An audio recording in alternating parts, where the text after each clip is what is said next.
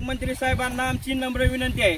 ब्राह्मणमाळा ते गारोकलं हे जाणारा रस्ता नवनाथ कुंभार वस्ती ते तानाजी खता ह्या वस्तीवर इतकी भयंकर बेकारी झालेली आहे की पावसामुळे पूर्ण खडी मुरुम सगळा वाहून गेलेला आहे।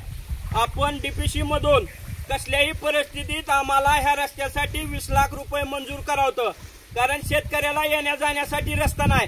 आज आम्हाला तोंडाला चिखल लावायची पाळी आली आहे। आपण या तोंडाला चिखल लावणे अशी आपण कामं करावी अशी आम्हाला शेतकऱ्याच्या वतीने मी तुम्हाला विनंती करतो।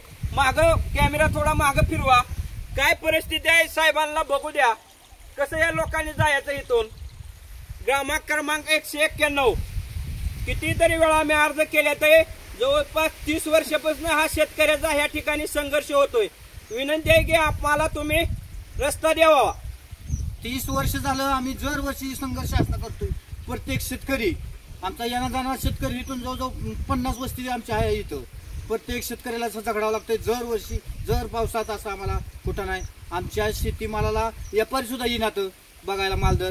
काय पालकमंत्र्यांनी लक्ष दिलं पाहिजे, आमची विनंती आहे।